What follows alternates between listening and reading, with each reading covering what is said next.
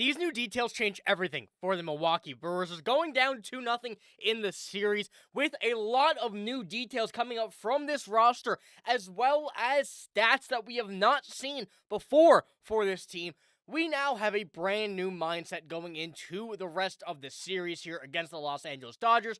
We're going to be breaking down what these stats are and what the Brewers need to do to make sure that they do not get swept or lose this series in this video. Before we do jump into it, ladies and gentlemen, as you want a favor, let's hit the sub button if you haven't already. We're getting daily videos out here for your Brewers news, and you won't want to miss any of it. We're going to have it all right here every single day. And I know I missed yesterday. I do apologize for that, but now with this game, having everything that we got from this and going down 2-0, we have a lot of information that needs to be spoken about. And be sure to stick around to the end of the video for a few details on what is coming next for this Brewers team. But we need to jump straight into this because I first wanted to pull up a very interesting stat that also absolutely sucks for us, but goes to show the way that this series has gone thus far for the Milwaukee Brewers. And Kurt Hogg tweeted this out. In the Brewers' previous 283 games entering the NLCS, only twice did an opposing starter get through 8 innings. And it's happened twice so far in this series. And this has been the story of this series. This has been everything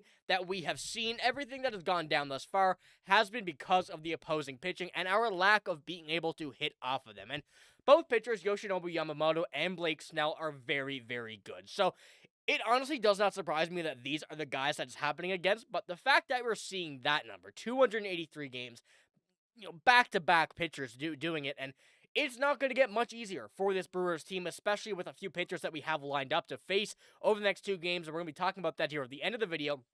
But this has been the story of this series. We knew it wasn't going to be easy, and this was really just the beginning. But also the pitching has been a very big issue for this Milwaukee Brewers team going into the next coming games. Now, they've done very well this far and, of course, have kept the Brewers in the game and for an opportunity for the offense to go.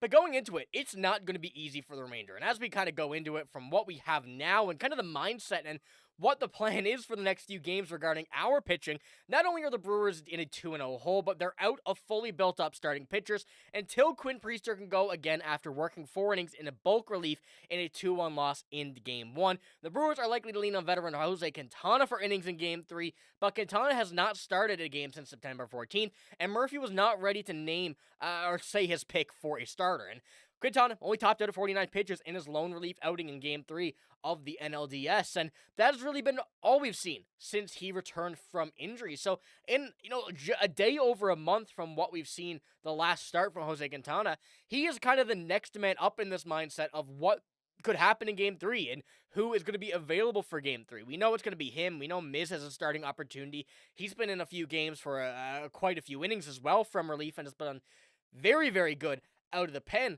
But at this point now, the Brewers are not going to have to, rely on one thing. They need to make sure that their pitching is going to be on no matter who is going to be on the mound. They're going to need to make sure that they're getting to a pitcher early. We saw it with Jackson Chourio getting that home run in the first inning against Yoshinobu Yamamoto, but that was it. He held that team to 3 hits. That is unacceptable for this Brewers team if they want a chance to win. And, I'm not all out of hope. Nobody should be all out of hope, especially the way this Brewers team has been all season. And we've seen that from Pat Murphy. He's spoken about it, and here's what he had to say on that topic.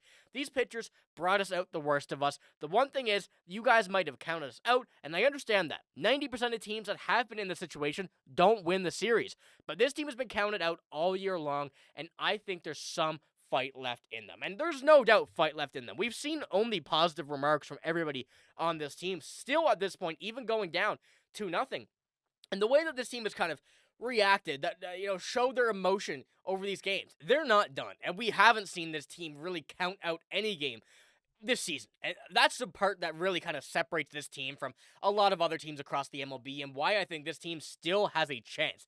Hopes are definitely down. There's no doubt about that, and I feel like it's very hard to say that they are not. But going into this game, you know that there's going to be a lot of stuff on the table that they're going to need to put out. They're going to need to do everything they can, and that has to start in Game 3. First pitch coming out of whoever it may be from the Dodgers, at this point seemingly like Tyler Glasnow. But when you're getting this from a starting pitcher, Yoshinobu Yamamoto specifically last game of complete game, you see he has a 35.8% win percent added.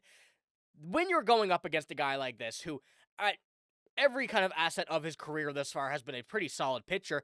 You have him in these games, you know it's not going to be easy, but you're adding a lot of win percentage based on this. If you had gotten to Yamamoto, that would have shaken the entire game. That would have completely turned around the game, regardless of what the pitching would have been for this Brewers team.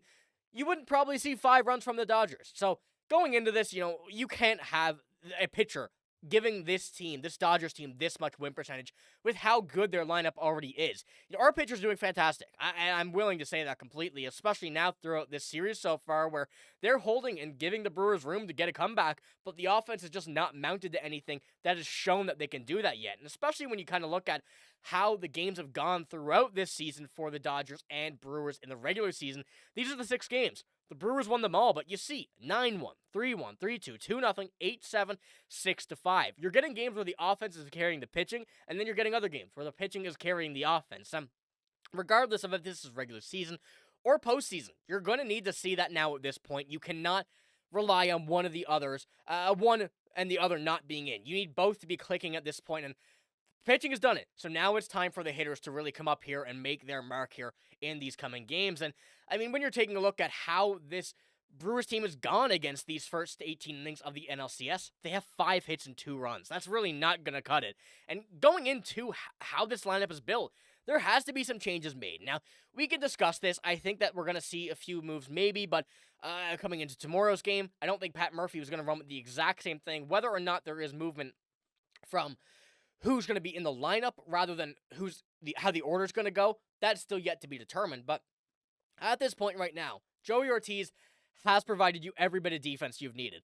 But my question is, does Pat Murphy take him out for someone like Andrew Monasterio or Isaac Collins, who have been hitting a little bit better over the course of the season, by taking away some of that defense, by adding the offense? Of course, Andrew Monasterio has had some big moments here in this season. I'd be curious to see if he does get the opportunity to start the game at shortstop and go up to the plate and, give him an opportunity to kind of spark this offense, even though you're taking a little bit away from the defense. And it does suck when it does come down to it, but at this point right now, there's nothing to lose. You're already losing everything that you have.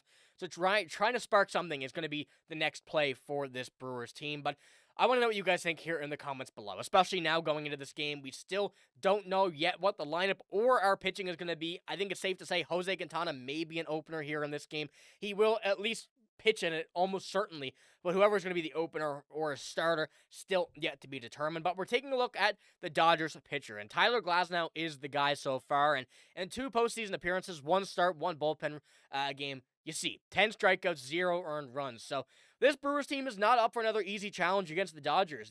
They need to go out here, get to Glasnow early. They're going to have to play the long ball. They're going to have to play a little bit different from what they've been doing. We're going to need to see William Contreras lay off some of these breaking pitches, who has really looked quite bad on some of those pitches here throughout this series so far.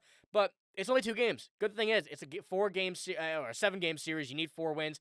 There's lots of time for the Brewers to make a comeback. If this series goes 2-1, this is a whole new series. So I fully think the Dodgers can, kind of fumble this a bit. I think the Brewers can come out here and take over this series. And it's not going to be easy, like I said, but I think we're on a very good start if we can get to Tyler Glasnow early, with Ohtani seemingly being the starter for Game 4. So let me know what you think about kind of a little bit of last game, what we saw, but also what needs to change here for this Brewers team to go out and get a win here in the next one. We do have one more update, though, before we do finish the video off. The Gold Glovers have been announced on their, the Gold Glove, finalists have been announced, and Bryce Turang, Sal Frelick are both here, and I feel like these are 2 very deserving players. Once again, they won last year, up again this year, and the way it's looking, I think they should be deserving of that once again. The postseason don't matter for this necessarily, but when it comes down to it, I think that this is really going to be helping their chances out here. So let me know what you think about that as well, but mainly the big one, what the plan is for this Brewers team. Let me know what you think and how kind of